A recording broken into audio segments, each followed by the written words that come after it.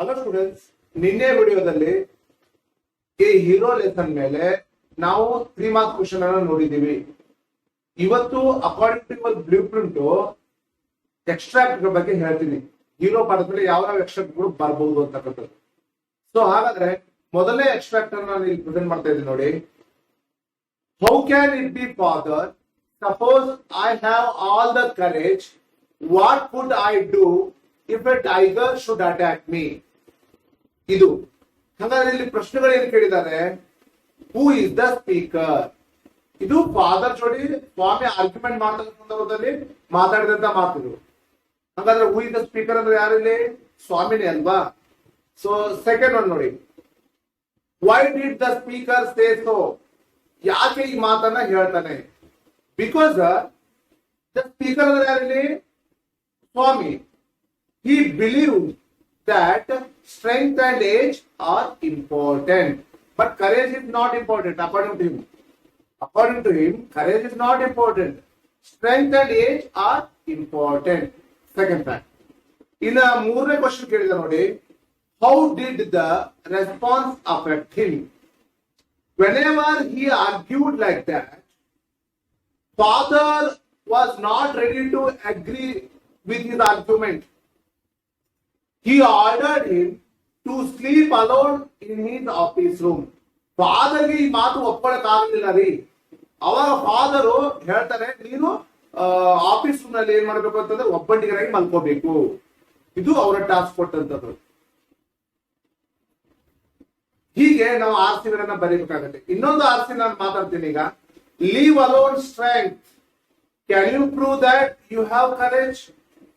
ಎರಡನೇ ಆರ್ಸಿ ಇದು ಕೂಡ ನೀವು ನೋಡಿ, ಇದು ನಿಮ್ಮ ಟೆಕ್ಸ್ಟ್ ಬುಕ್ ನಲ್ಲಿ ಲೈನ್ ಬಂದಿದೆ. ಲೀವ್ alone strength, can you prove that you have ಕರೇಜ್? ಇದು ಸ್ವಾಮಿ ಫಾದರ್ ಹೇಳ್ತಾರೆ. ಯಾರು ಹೇಳ್ತಾರೆ? ಸ್ವಾಮಿಗೆ ಹೇಳ್ತಾರೆ. ಹಾಗಾದ್ರೆ ಕ್ವಶನ್ ನೋಡೋಣ. First question, who pose the challenge? ಹಾಗಾದ್ರೆ ಈ ಚಾಲೆಂಜ್ ಅನ್ನ ಹೇಳಿದವರು ಯಾರು ಅಂತ ಕೇಳಿದ್ರೆ ಸ್ವಾಮಿ ಫಾದರ್. ಸ್ವಾಮಿ ಫಾದರ್ ಈ ಚಾಲೆಂಜ್ ಅನ್ನ ಏನ್ ಮಾಡಿದ್ರು? ಎರಡನೇ ಪ್ರಶ್ನೆ, did he accept the challenge? If not, why? ಹಾಗಾದ್ರೆ ಸ್ವಾಮಿಯಲ್ಲಿ ಅವ್ರ ಫಾದರ್ ಕೊಟ್ಟಿರ್ತಕ್ಕಂಥ ಚಾಲೆಂಜ್ ಅನ್ನ ಎಕ್ಸೆಪ್ಟ್ ಮಾಡ್ತಾನೇನೋ ಅಂತ ಕೇಳಿದ್ದಾರೆ. No, he didn't accept the challenge. ಈ ಅಂದ್ರೆ ಇಲ್ಲಿ ಸ್ವಾಮಿ. ಹಾಗಾದ್ರೆ ಇಫ್ ನಾಟ್, ವೈ ಅಂತ ಕೇಳಿದ್ದಾರೆ. Because whenever father ordered him, it appeared like a prideful proposition for him. ಯಾವಾಗ ಫಾದರ್ ಸ್ವಾಮಿಗೆ ಆರ್ಡರ್ ಮಾಡ್ತಾರೋ ಅವಾಗ ಅವನಿಗೆ ಇದು ಭಯಾನಕ ಸೂಚನೆ ಅನ್ಸುತ್ತೆ. ಪ್ರೈಡ್ಫುಲ್ ಪ್ರಪೋಸಿಷನ್ ಅಂತ ತಿಳ್ಕೋಬೇಕಾಗತ್ತೆ. ಇನ್ನ ಅದ್ರಾಗ ಥರ್ಡ್ ಕ್ವಶನ್ ನೋಡಿ, why did the speaker pose this challenge? Speaker ಇದನ್ನ ಯಾಕೆ ಚಾಲೆಂಜ್ ಅನ್ನ ಸ್ವಾಮಿಗೆ ಹೇಳ್ತಾರೆ? Because Swami said that strength and age are important to face the tiger. Swami ಹೇಳ್ತಾರೆ, ಆ ಟೈಗರ್ ಅನ್ನ ಫೇಸ್ ಮಾಡ್ಬೇಕಾದ್ರೆ ಸ್ಟ್ರೆಂತ್ ಮತ್ತು ಏಜ್ ಬೇಕು, ಕರೇಜ್ ಸಂಬಂಧನೇ ಇಲ್ಲ ಅಂತ ಹೇಳ್ತಾನೆ.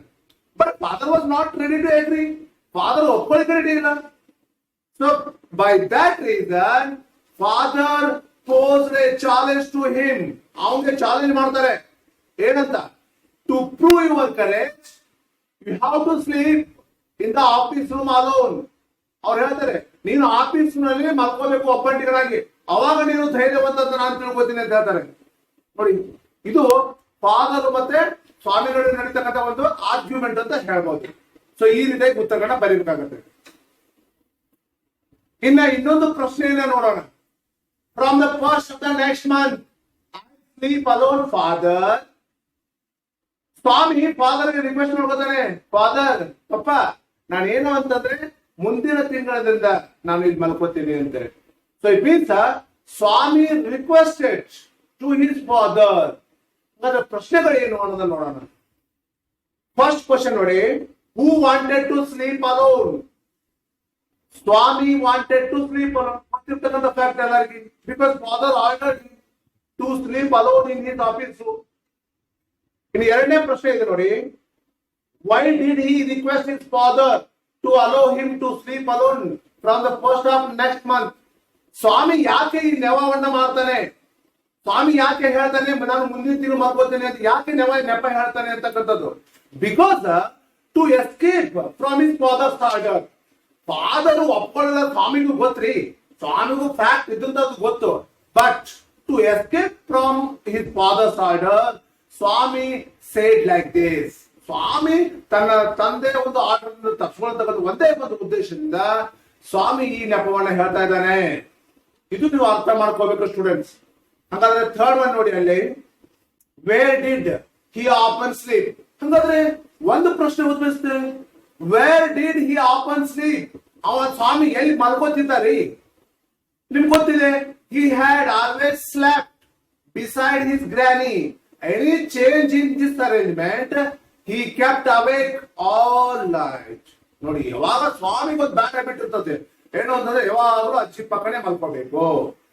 ಅಜ್ಜಿ ಪಕ್ಕ ಮಲ್ಕೋದ್ರೆ ಅವ್ನು ನಿದ್ದೆ ಬರ್ತಿತ್ತು. So this was the bad habit for Swami, ಹೌದಲ್ವಾ? ಸೊ ಈ ರೀತಿ ಉತ್ತರವನ್ನ ಬರೀಬೇಕಾಗತ್ತೆ ಅಂತ. ಇನ್ನೊಂದು ಪ್ರಶ್ನೆಯನ್ನ ನೋಡಿ, no you must do it now. It is disgraceful sleeping beside granny or mother like a baby. ಆದ್ರೆ ಸ್ವಾಮಿಯ ಬಿಹೇವಿಯರ್ ಎಲ್ಲೋ ಒಂದ್ ಕಡೆ ಫಾದರ್ ಸಹಿಸ್ಕೊಳಕ ಆಗ್ತಾ ಇದ್ದಿಲ್ಲ. ಸ್ವಾಮಿ ಫಾದರ್ ಹೇಳ್ತಾ ಇರ್ತಾರೆ ಸ್ವಾಮಿಗೆ, ನೋಡು ನೀನು ಈ ಬೇಬಿ ತರ ನೀನೇನು ಅಂತಂದ್ರೆ ಅಜ್ಜಿ ಅಂತ ಮದರ್ ಅಂತ ಮಲ್ಕೊಳ್ಳೋದು ಸರಿ ಇರಲ್ಲ ಅಂತ ಹೇಳಿ. ಇಟ್ ವಾಸ್ ಡಿಸ್ಗ್ರೇಸ್ಫುಲ್ ಥಿಂಗ್, ಅಂದ್ರೆ ಅವಮಾನಕರ ವಿಷಯ. ಡಿಸ್ಗ್ರೇಸ್ಫುಲ್ ಅಪೋಸಿಟ್ ವರ್ಡ್ ಏನೋ ಗ್ರೇಸ್ಫುಲ್. ಸೊ ಹಂಗಾದ್ರೆ ಏನ್ ಪ್ರಶ್ನೆಗಳನ್ನ ಕೇಳಿಲ್ಲ ನೋಡಿ ಇಲ್ಲಿ ಆರ್ಸಿಯಲ್ಲಿ. Who commanded like this? Swami father ಹೇಳ್ತಾರೆ ಇದನ್ನ. ಆಮೇಲೆ ಸೆಕೆಂಡ್ ಕ್ವಶನ್ ನೋಡಿ, what does it refer to in the first statement ಅಂತ ಹೇಳಿದ್ದಾರೆ. It refers to Swami sleeping alone in the office room. It ಅಂದ್ರೆ ಏನಲ್ಲಿ? Swami sleeping alone in the office room, ಇದು it ಆಗುತ್ತೆ. ಆಮೇಲೆ ಇನ್ನೊಂದು ಕ್ವಶನ್ ನೋಡಿ, what is simple thing here? ಹಾಗಾದ್ರೆ ಇಲ್ಲಿ ಅವಮಾನಕರ ವಿಷಯವಾದ್ರೂ ಏನು? The simple thing here, Swami had always slept beside his granny in the passage. ಇದು ಸಿಂಪಲ್ ಥಿಂಗ್. ಸ್ವಾಮಿ ಯಾವಾಗ ಏನ್ ಮಾಡ್ತಿರ್ತಾನೆ ಅಂತಂದ್ರೆ ಗ್ರಾನಿಯ ಬಿಸೈಡ್ ಅಂದ್ರೆ ಪಕ್ಕ ಮಲ್ತಿರ್ತಾನೆ. ಇದು ಅವಮಾನಕರ ವಿಷಯ ಅಂತ ತಿಳ್ಕೊಬೇಕಾಗತ್ತೆ. ಸೊ ಈ ರೀತಿ ನಾವು ಎಕ್ಸ್ಟ್ರಾಕ್ಟ್ ನೋಡ್ಬೇಕಾಗತ್ತೆ. ಹಾಗಾದ್ರೆ ಇನ್ನೊಂದು ಎಕ್ಸ್ಟ್ರಾಕ್ಟ್ ನೋಡಿ, courage is everything, strength and age are not important. ನೋಡಿ, courage is everything, strength and age are not important. Swami father ಹೇಳ್ತಾನೆ ಸ್ವಾಮಿಗೆ, ಯಾಕಂದ್ರೆ ಸ್ವಾಮಿ ಫಾದರ್ ಬಲವಾಗಿ ನಂಬಿರ್ತಾನೆ. ಕರೇಜ್ ಬೇಕು, ಒಬ್ಬ ಮನುಷ್ಯ ಬದುಕಬೇಕಾದ್ರೆ courage is everything. Courage is very important according to Swami father. Strength and age are not important.